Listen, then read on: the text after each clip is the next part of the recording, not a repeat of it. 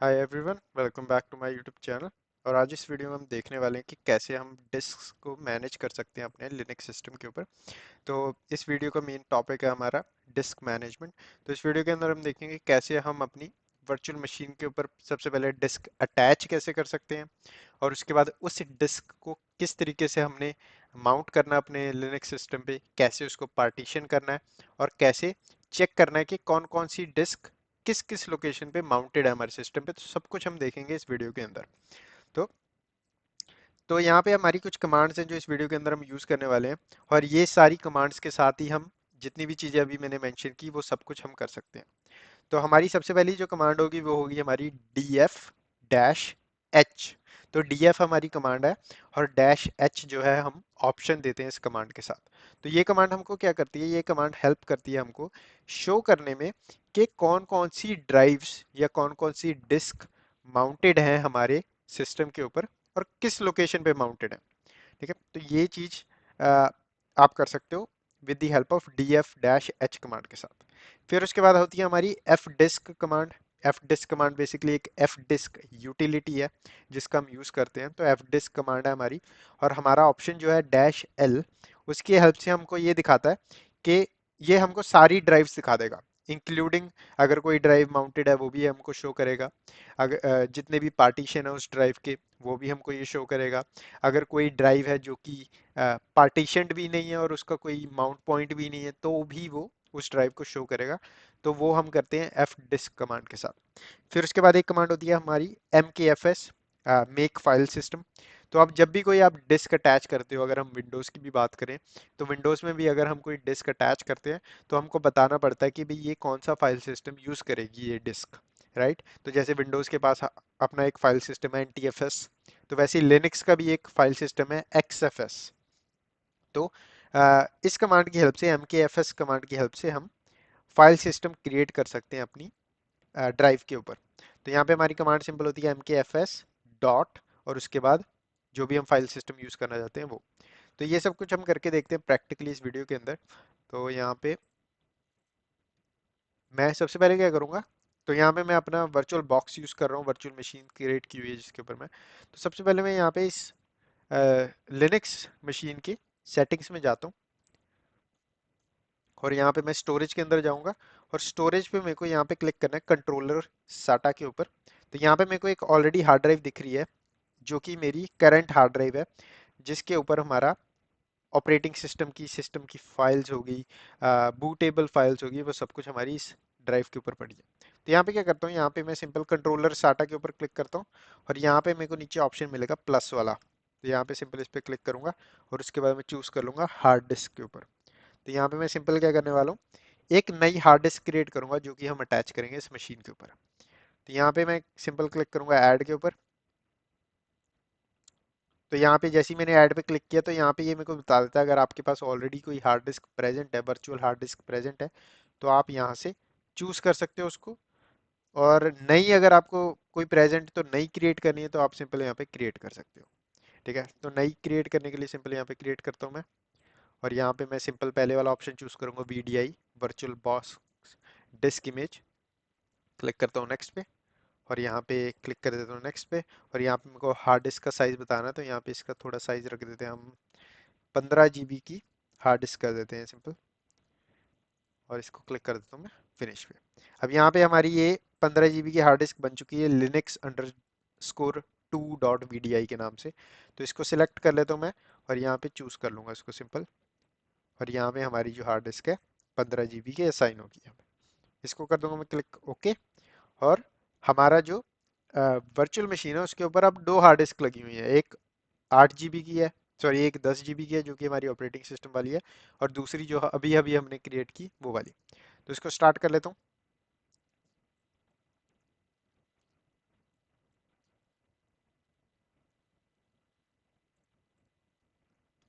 और जब तक मशीन स्टार्ट हो रही है, यहाँ पे मैं अपने विंडोज़ के कमांड प्रॉम्प्ट पे सिंपल पिंग स्टार्ट कर देता हूँ।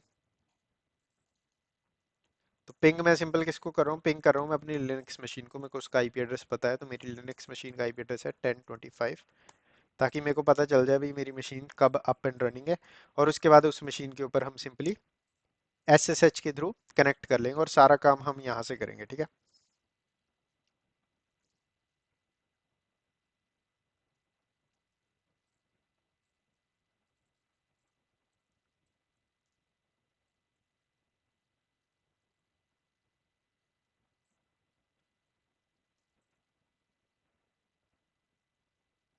तो यहाँ पे मेरे को रिप्लाई आने शुरू हो गए, मतलब कि मेरा जो लिनक्स का बॉक्स है वो स्टार्ट हो चुका है, और यहाँ पे हम देख सकते हैं तो हमारा बॉक्स जो है यहाँ पे स्टार्ट हो चुका है। तो मैं क्या करूँगा, यहाँ पे सिंपल इसको पिंग को स्टॉप करता हूँ सबसे पहले तो, और अपनी मशीन के ऊपर कनेक्ट कर लेता हूँ यूजिंग SSH। तो कमांड होती है SSH, रूट अकाउंट को यूज करके मैं लॉगिन करने वाला हूँ। 10.0.0.25 मेरा IP एड्रेस है मशीन का। एंटर। पासवर्ड मांगेगा।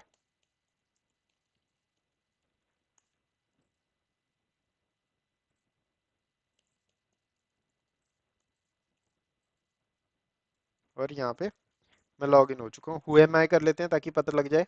करंटली मैं रूट के साथ लॉग्ड इन हूँ। और अगर मैं यू नेम कमांड डालूंगा तो यहाँ पे मुझे पता चल जाएगा मेरी मशीन का नाम क्या है, लिनक्स। सिंपल। ठीक है। अब सबसे पहली कमांड है df-h।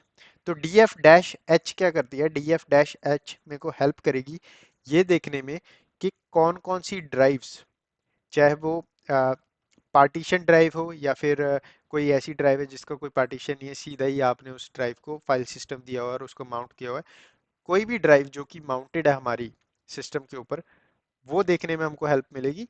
और कहाँ कहाँ पे माउंटेड है, किस लोकेशन पे माउंटेड है, वो भी देखने को मिल जाएगा यहाँ पे। तो इस कमांड से हम ये चेक कर सकते हैं। तो df स्पेस डैश h, यहाँ पे करता हूँ एंटर। तो यहाँ पे मेरे को ये इन्फॉर्मेशन मिल गई। जैसे कि सबसे पहले आया था फाइल सिस्टम। तो फाइल सिस्टम वाला कॉलम हमको सिंपल बता रहा है कि हमारी ड्राइव्स का नाम क्या है। तो यहाँ पे हमारी जैसे कि एक ड्राइव है TMPFS। तो ये बेसिकली टेम्परेरी फाइल सिस्टम है, टेम्परेरी ड्राइव्स हैं ये सारी, जैसे कि ये वाली। तो हमारा मेन फोकस है यहाँ पे ये वाली दो ड्राइव्स पे, /dev/sda1, and then we have /dev/mapper/centos-root। तो ये जो हमको मिली हुई है, ये वाली जो है हमारी mapper slash CentOS dash root, ये बेसिकली जब भी आप सेंटोस सिस्टम इंस्टॉल करते हो तो ये ऑटोमेटिकली इस का फाइल सिस्टम जो है, इस ड्राइव का नाम कुछ इस तरीके से सेटअप कर देता है। ठीक है। तो यहाँ पे इसलिए आपको ये कुछ ऐसा दिख रहा है। और यहाँ पे आपका है ये /dev/sda, ये भी एक पार्टीशन नंबर है हमारी ड्राइव का जो कि इसने दिया हुआ है। ठीक है। तो इस तरीके से आप यहाँ से देख सकते हो भाई ड्राइव के पार्टीशन का नाम क्या है, सिंपल। उसके बाद आ जाता है हमारा नेक्स्ट कॉलम साइज का, जो कि सिंपल बता रहा है हमारी इस ड्राइव के पार्टीशन का साइज क्या है। तो यहाँ पे ये वाला जो है, ये है 8 GB और इसका है 1 GB। ठीक है। उसके बाद हमारा है यूज्ड, कितनी यूज हुई हुई है ये ड्राइव, और अवेलेबल में दिखा रहा है कितनी स्पेस अवेलेबल है। और यहाँ पे परसेंटेज भी दिखा रहा है इस तरीके से। और यहाँ पे हमारा लास्ट कॉलम है जो, वो बता रहा है हमको माउंटेड ऑन, कि ये वाली जो ड्राइव्स हैं ये हमारे सिस्टम में कहाँ पे माउंट है, मतलब कि अगर हम कुछ भी सेव करना चाहते हैं इन ड्राइव्स के ऊपर तो हमको किस लोकेशन में जाना पड़ेगा सिस्टम की, जहाँ पे हम जो है अगर कुछ भी सेव करें वो इस ड्राइव के ऊपर जाए सीधा।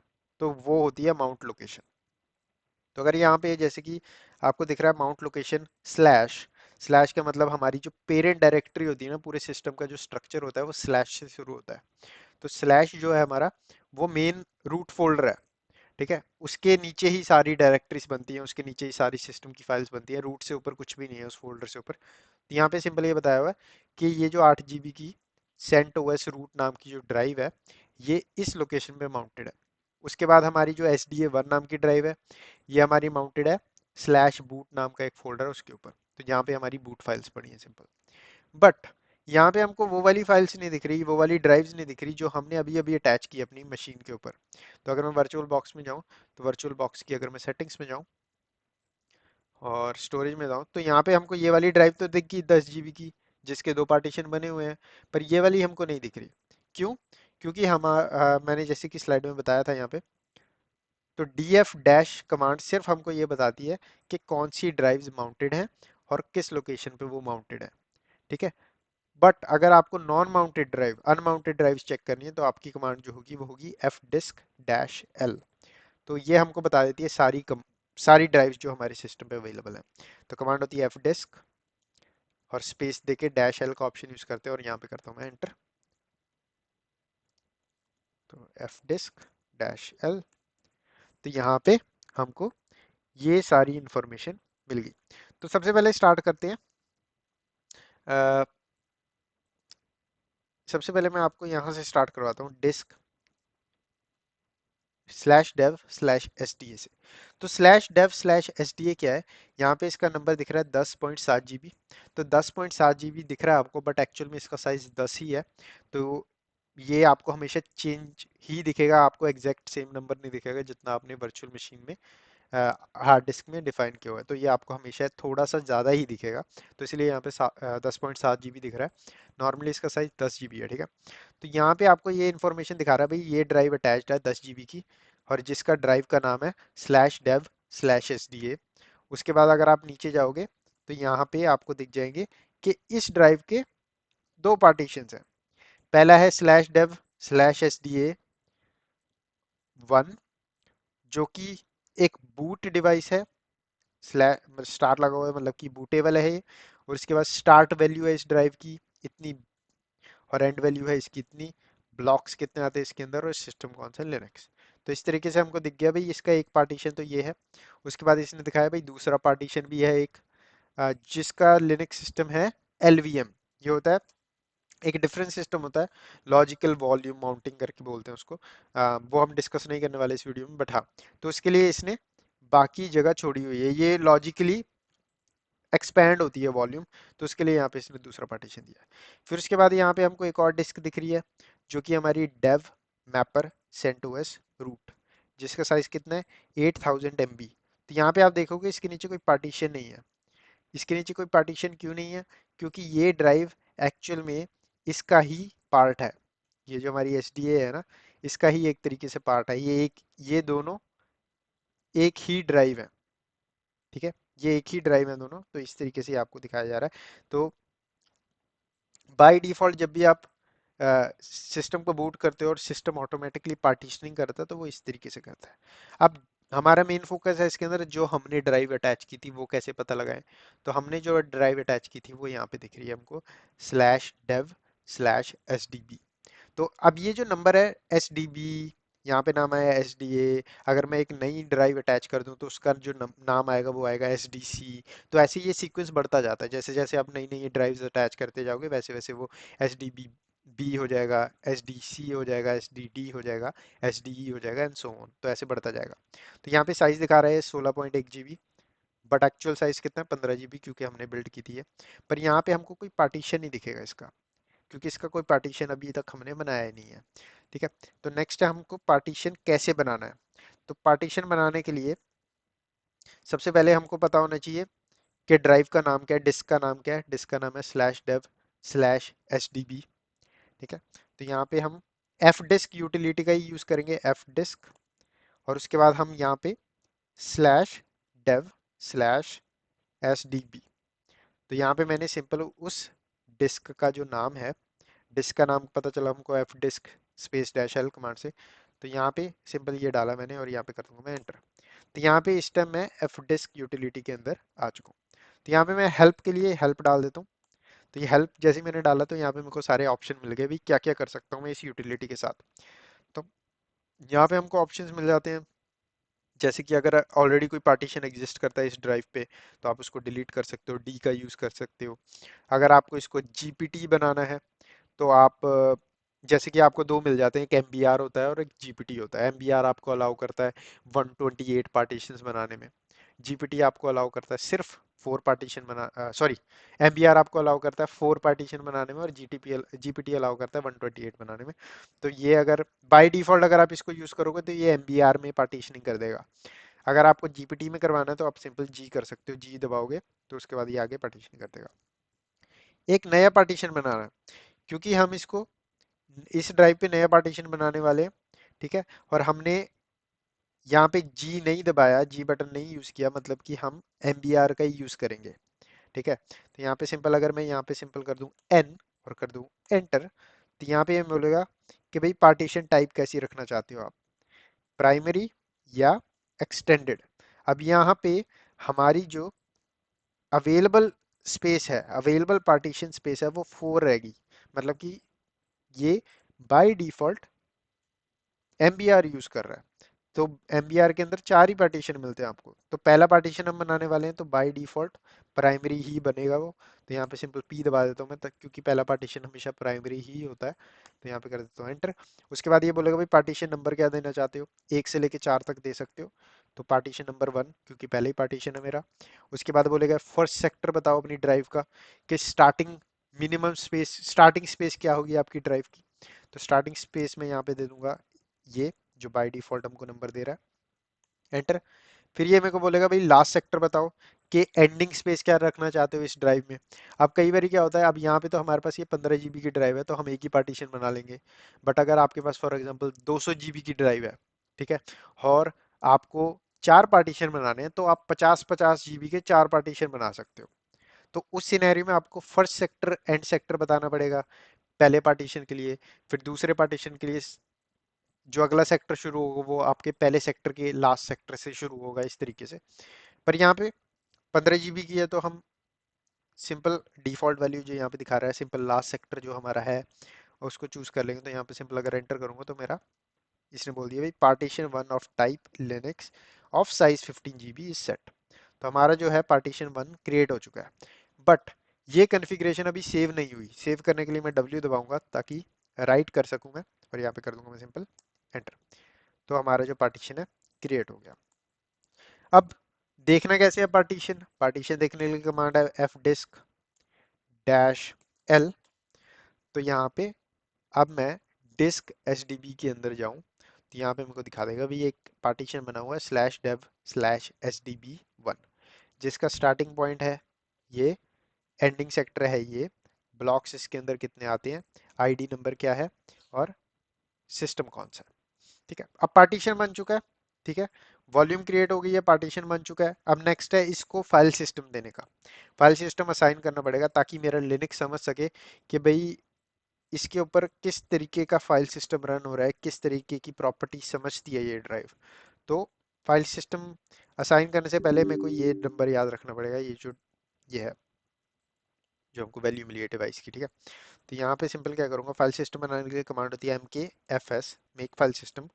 और यहाँ पे अगर मैं टैब दबाऊँ तो यहाँ पे ये सारे मेरे को फाइल सिस्टम मिल गए। तो यहाँ पे एक BTRFS नाम का फाइल सिस्टम होता है, CRAMFS नाम का फाइल सिस्टम होता है, EXT2 होता है, EXT3 होता है, 4 होता है, फैट होता है। तो ये सारे फाइल सिस्टम्स अवेलेबल है मेरी मशीन पे जिनको मैं यूज़ कर सकता हूँ। हम यूज़ करेंगे XFS।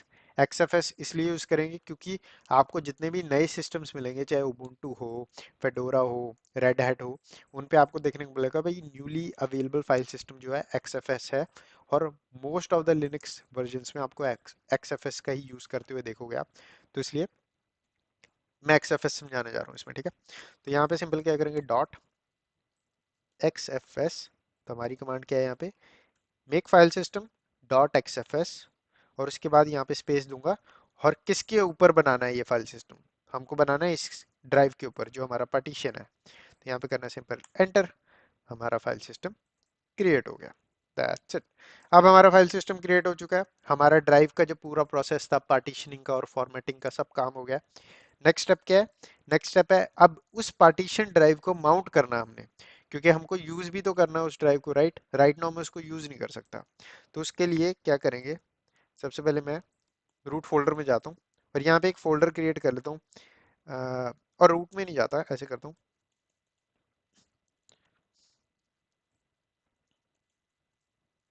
और यहाँ पे ls करता हूँ। तो यहाँ पे एक डाटा नाम का फोल्डर पड़ा है, तो इसको मैं रिमूव ही कर देता हूँ, ls। तो यहाँ पे कुछ भी नहीं है। तो यहाँ पे एक नया फोल्डर बनाता हूँ, अ, क्योंकि हम एस शर्मा के अंदर चले जाते हैं, ऐसे करते हैं। और यहाँ पे एक फोल्डर बनाता हूँ मैं,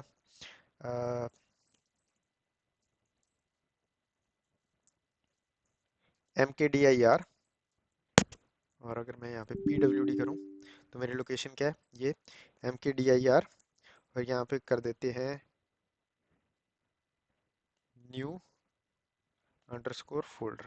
तो ये फोल्डर है हमारा जिसके ऊपर हम माउंट करेंगे। और अगर मैं आपको ग्राफिकल इंटरफेस में भी लॉगिन करके दिखा दूँ एज एस शर्मा यूज़र, ताकि आपको बेटर पता लगे कर क्या रहा हूँ मैं।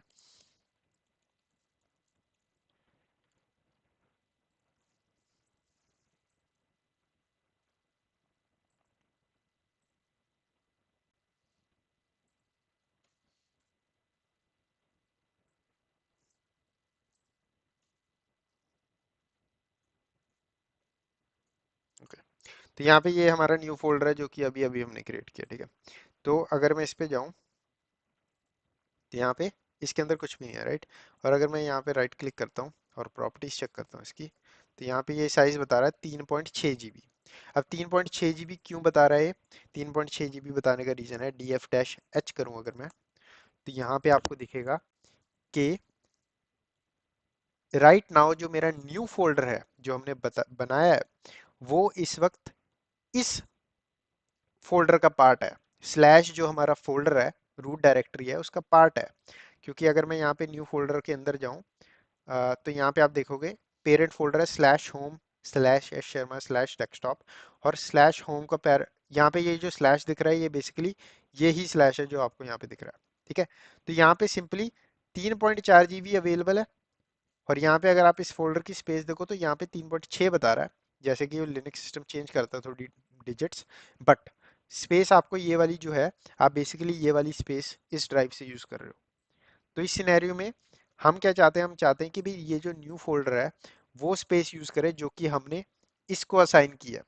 क्योंकि इसके पास स्पेस कितनी है, 15 GB स्पेस है इसके पास। कैसे चेक करते हैं, F disk dash L, sudo F disk dash L.